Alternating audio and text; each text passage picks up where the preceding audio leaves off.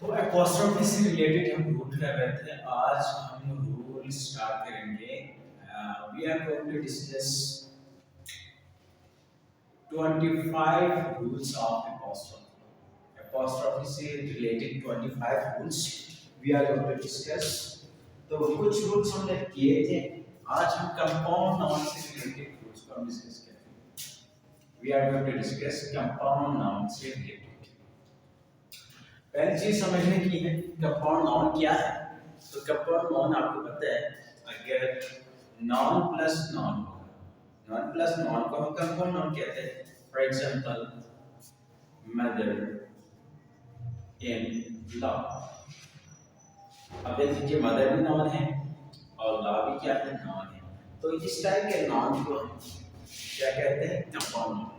Compound noun के साथ apostrophe किसके साथ आएंगे, जैसे कि फॉर एग्जांपल अब इसमें क्या आएगा, मदर इन लॉ। तो अपॉस्ट्रोफी यहाँ पे आएगा, मदर से लॉ होगा, या यहाँ पे आएगा लास्ट वन। तो याद रख लीजिए, जब भी कंपाउंड नाउन होंगे तो अपॉस्ट्रोफी लास्ट वन के साथ आएगा। सो यहाँ पे नहीं आएगा मदर इन लॉस, और इसी तरह ब्रदर इन लॉस होगा, ठीक है। एडिटर इन चीफ्स होगा, तो लास्ट वर्ड के साथ हम अपॉस्ट्रोफी का यूज करेंगे, ठीक है। दिस वाज द रूल, ये हमारा रूल था कंपाउंड नाउन से रिलेटेड रूल यानी अपॉस्ट्रोफी का। और this was the rule of noun, ठीक है। रूल 9 हमने डिस्कस किया। तो इसी तरह रूल हम भी डिस्कस करेंगे। रूल 9 के बाद हमारा नेक्स्ट रूल है कंपाउंड नाउन के फुलर केस बनाएंगे। अब रूल है रूल 10, कंपाउंड नाउन के हम फुलर केस बनाएंगे। For example brother in law है, ब्रदर इन लॉ। अब इसके फुलर क्या होगा, फुलर यूजुअली लोग इसके साथ यहाँ पे ऐसे करते हैं, जो कि इनकरेक्ट, ठीक है। बल्कि क्या होगा, ब्रदर्स, जो कीवर्ड है, कीवर्ड क्या है यहाँ पे, ब्रदर, ब्रदर्स इन लॉ। अगर आपके एक से ज्यादा ब्रदर इन लॉ है तो ब्रदर्स इन लॉ फुलर यहाँ पे आएगा, ठीक है।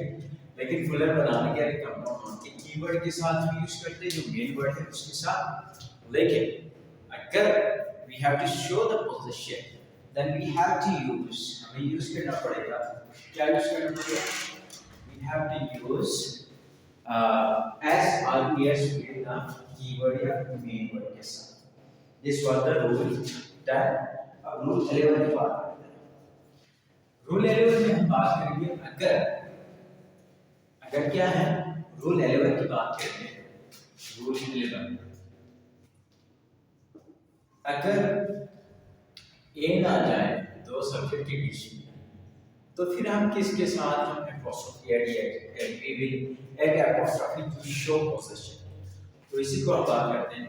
तो याद रखिए, for example Ali and Ahmed comes.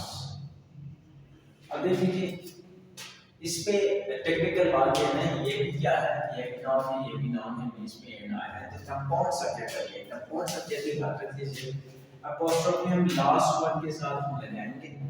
अगर वो क्या है, ये कार अगर शेयरिंग में है, इसका मतलब क्या है, एक ही कार है, ओके, जिसका ऑनर क्या है, अहमद भी है और अली भी है। तो इसका मतलब ये है कि एक ही कार है, लेकिन उसके मालिक, उसके ऑनर क्या है, 2 पर्सन, अली भी है, अहमद भी है।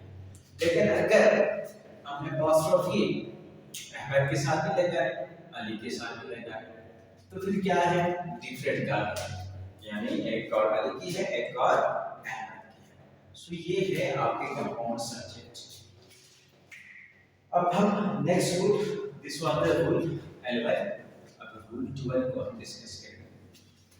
रूल 12, रूल 12 की बात करेंगे तो रूल 12 में हम इंडेफिनिट प्रोनाउन की बात करेंगे।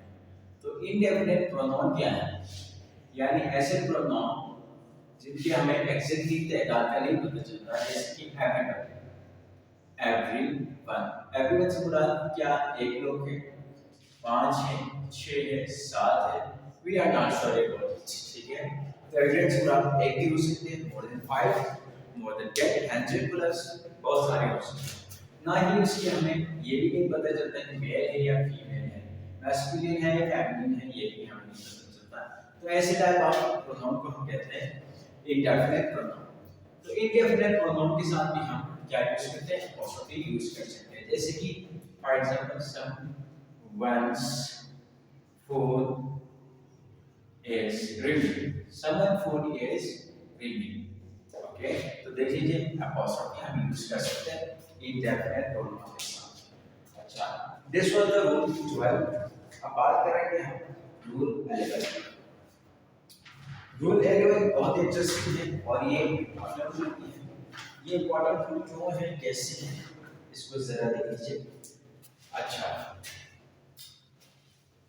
रूल 12 के बाद रूल है हमारा 13। रूल 13 में दो चीजें आने याद रखिए। रूल 13 में एक इट्स और इट्स, इन दोनों में क्या डिफरेंस है, और ये एग्जाम पार्ट आपसे इम्पोर्टेंट है और एक दफा पेपर में भी आ चुके हैं। So you must memorize and you must understand the concept of it's and its. ये देख लीजिए, ये पॉसेसिव है, ये पॉसेसिव है और ये क्या है, इट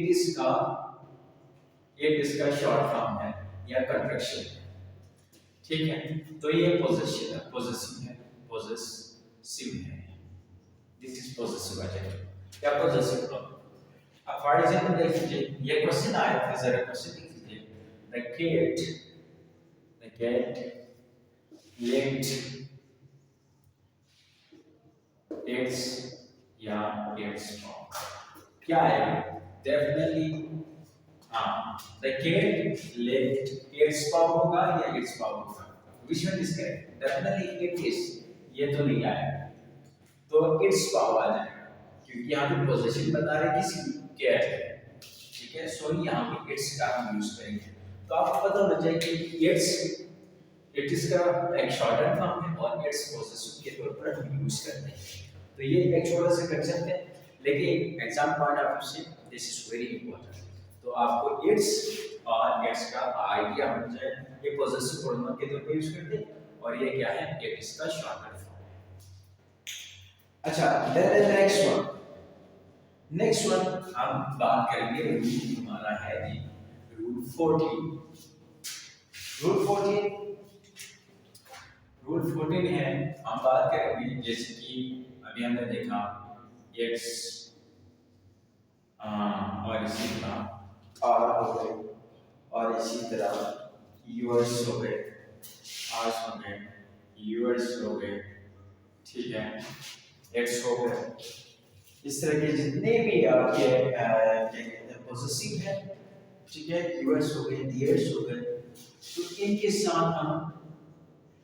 साथ हम अपोस्ट्रोफी का यूज नहीं करना है, अपोस्ट्रोफी इनके साथ नहीं आएगा, ठीक है, इनके साथ अपोस्ट्रोफी का यूज हम नहीं करते, ये चीज आपने याद रखना है। फॉर एग्जांपल अगर आप कहते दैट इज योर्स बेड, तो ये क्या है, ये इंडेफिनिट, ठीक है, दैट इज योर्स बेड नहीं होगा, सिंपली क्या होगा, दैट इज योर्स आ जाएगा, यहाँ पे अपोस्ट्रोफी का यूज नहीं करेंगे। तो याद रखिए इनके साथ हम कभी भी अपोस्ट्रोफी यूज नहीं करते, तो ये चीज भी आपको पता होना चाहिए। अच्छा, ये था हमारा रूल 14।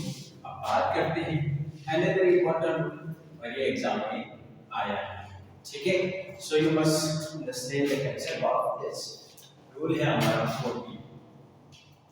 रूल 14 की बात करेंगे तो फिर इसमें एक चीज याद रखिए, एल्स के साथ अपोस्ट्रोफी, एल्स के साथ अपोस्ट्रोफी।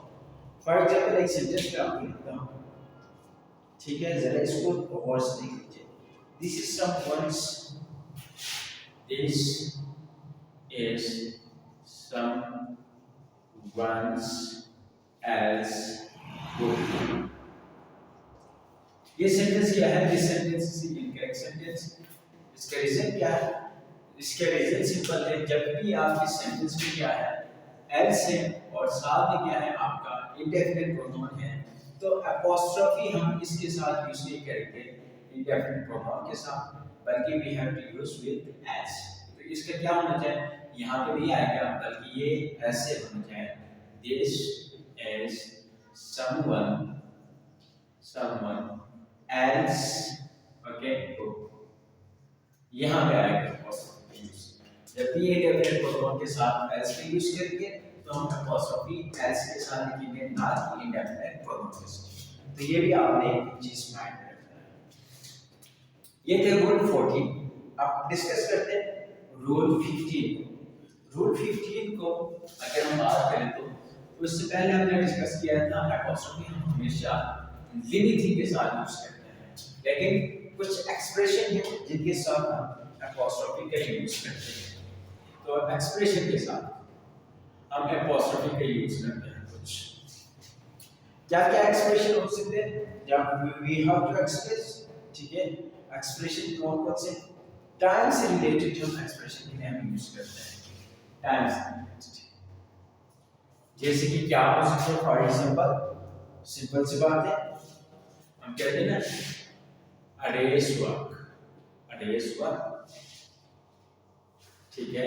तो देखिए क्या टाइम के एक्सप्रेशन के लिए हम यूज करते हैं, और इसी तरह a year's experience, तो देखिए, तो टाइम एक्सप्रेशन के साथ हम यूज कर सकते हैं किसको, apostrophe को। ये रूल 15 थे। अब रूल 16 में हम बात करेंगे कुछ एक्सप्रेशन। रूल 16 में याद रखिए हम apostrophe को यूज करते हैं एक्सप्रेशन किसके साथ, मनी के साथ, in the sense of money, पैसे के साथ। For example a dollar's worth, okay, a dollar's worth, okay, देखिए a dollar's worth। और इसी तरह 10 rupees value, 5 pounds worth, okay। तो इस तरह हमारे एक्सप्रेशन के साथ हम यूज करते हैं। और इसी तरह रूल 17 की बात करेंगे। रूल 17 को अगर हम डिस्कस करें तो इसमें हम एक्सप्रेशन यूज करते हैं मेजरमेंट के साथ हम यूज करते हैं। मेजरमेंट आप डिस्टेंस हो सकते हैं, ठीक है, उनके साथ हम यूज करते हैं। किसको करते हैं, apostrophe को, यानी मेजरमेंट और डिस्टेंस के लिए हम यूज करते हैं apostrophe का। फॉर एग्जांपल अभी हमने डिस्कस किया था a miles walk। तो देख लीजिए यहाँ पे आपको क्या पता चल, डिस्टेंस का बता है, ठीक है। an inch, okay, an inch क्या हो सकता है, an inch डिफरेंस हो सकते हैं, 10 किलोमीटर्स राइट हो सकते हैं, या 10 किलोमीटर राइट, ओके। तो आप देख लीजिए इनके साथ हम यूज करते हैं रूल 17 में। तो टाइम और डिस्टेंस के साथ हम भी के साथ ये apostrophe के यूज करते हैं। अब ये थे हमारे रूल 17। रूल 18 की हम बात करेंगे। तो रूल 18 में याद रखिए हम apostrophe का यूज करते हैं कुछ एक्सप्रेशन के साथ, कुछ इडियोमेटिक एक्सप्रेशन के लिए हम यूज करते हैं, इडियोमेटिक एक्सप्रेशन के लिए, idioms के साथ, ठीक है, इडियोमेटिक एक्सप्रेशन के लिए यूज करते हैं। फॉर एग्जांपल जैसे कि हम आपने बहुत बार सुना होगा फॉर हेवन से, okay, for example for heaven से। तो कुछ इडियम्स वगैरह भी आते हैं, जैसे कि फॉर हेवन से हो गए, और इसी तरह वंस सरप्राइज हो गए, फॉर गुडनेस सेक हो गए, एट आर्म्स लेंथ हो गए। तो इस तरह के एक्सप्रेशन के साथ ही हम यूज करते हैं। नाउ मूविंग टुवर्ड्स रूल 19 की हम बात करेंगे। हमने बात की थी इडियम को यूज नहीं करते हैं, फिर ना नहीं थी, अभी थोड़ा सा हम इसको डिस्कस करते हैं। तो रूल 19 की हम बात करेंगे। रूल 19 में क्या है, देख लीजिए। रूल 19 में हमने कहा था हम apostrophe यूज नहीं करते, क्या नहीं करते, apostrophe का हम यूज नहीं करते non-living के साथ, किनके साथ, non-living के साथ। ओके, फॉर एग्जांपल जैसे कि हमने कहा था the doors, the car's door, the car's door, ये क्या है, इनएक्यूरेट है क्योंकि ये non-living है, तो इनके साथ हम apostrophe का यूज नहीं करते। तो इसके लिए हमें क्या यूज करना पड़ेगा, ऑफ स्ट्रक्चर का हम यूज करना पड़ेगा। ठीक है, क्या होगा, द डोर ऑफ कार। ठीक है, तो ऑफ स्ट्रक्चर का हम यूज करते हैं। ये थे रूल 90। अच्छा जी, क्लियर है यहाँ तक?